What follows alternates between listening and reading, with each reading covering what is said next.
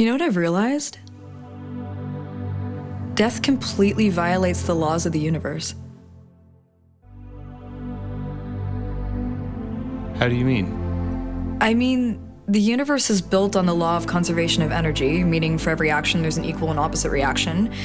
If, say, a car hits you, the distance you sail through the air is directly proportional to how fast the car was traveling, for instance.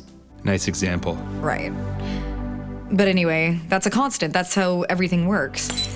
Energy cannot be destroyed, and so the destruction of one thing always results in the creation of something else. But one thing I've learned is that death completely fucking gives that the finger. I guess I just never had the opportunity to confront that before, but it's really changed how I think about things. So how does death violate the laws of nature? Well, think about it. Think about a human life. Think about the entire universe of thoughts and ideas and experiences and memories that are contained within just one person. Think about all the infinite potential of a single individual. Think about all the social connections, the family connections, the interdependence in a society. Think about the power of one person to affect others and the future and life in general. But then when you die, it's like someone pulled the plug on a toaster, eh? Yes, exactly. All that, and then a tiny bullet pierces some key location on your body and it all just fucking vanishes instantaneously? It's bullshit. Where did it all go?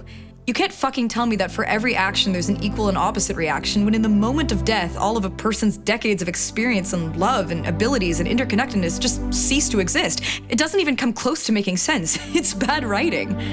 It's okay, right? To think about religion or whatever after going through something like that? Well, that's just it. I mean, I really started to see how the whole religion thing got started. It's 10,000 BC, lifespans are brief, someone's mate dies from a fucking snake bite, and you're standing there watching someone's whole world vanish in an instant because of something so witless and random. Yeah, I'm guessing you're gonna start thinking of some kind of way to make sense of it pretty damn quick, and then you'll probably get someone to write that shit down. No atheists in a foxhole, is that how it goes? That's just it, though. Despite it all, I'm still not religious. Religion is just what people used to explain things before we had the mechanical capability to explain it all properly.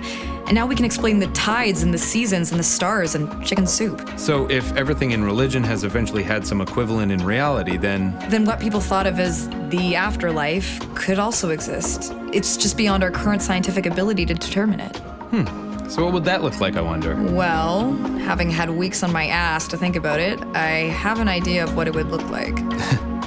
Do you really? So, what differentiates us from other life on Earth? Hats? Not hats. Other than hats. It's our ability to defy nature, right? All other animals are locked into the natural balance of the ecosystem, but we're able to opt out.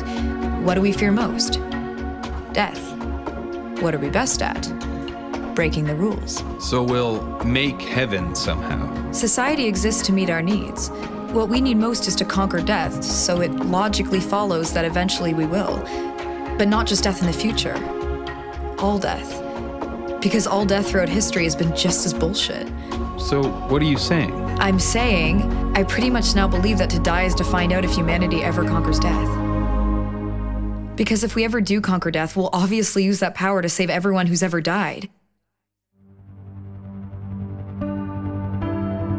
If we can imagine it, we can eventually build it. And I have to believe that in some distant future, we'll have invented a way to not only preserve consciousness, but to reach back in time, back to the moment of someone's death, and rescue their consciousness as well, and transport it into the future to live on in infinity. Everyone who's ever lived, living still, 1,000 years from now, or 10,000, a man-made heaven, analogous to what ancient people needed to invent for themselves to keep from going mad, to not lose hope. And so to die is to merely find out if humanity ever develops the technology to defy death and create a vast and infinite future that's the only possible proportionate reaction to millennia of people dying. The only possible equilibrium to thousands of pocket universes going silent every day of every year forever.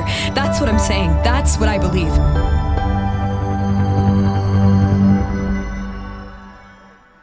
Wow. You literally do believe all this. I basically have to. What can I say? Death fucking makes you crazy. Near death, anyway. Your time in hospital sure changed you, huh? Yeah, it did. It's not my death that got me thinking about this, though. That's my entire point.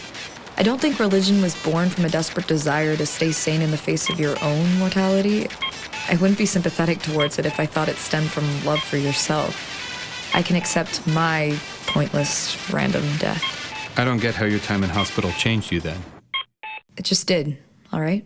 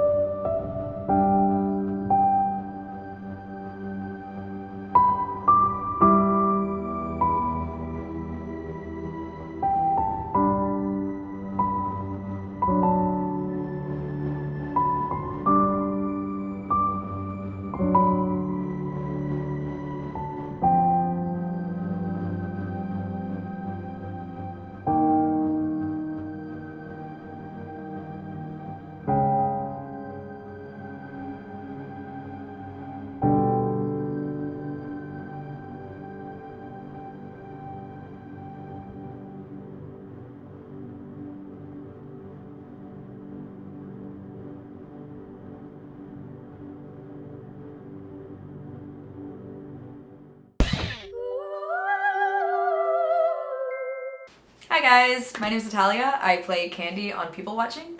If you like the episode, you can check us out on Instagram. It's @PeopleWatchingSeries, and I'll see you there.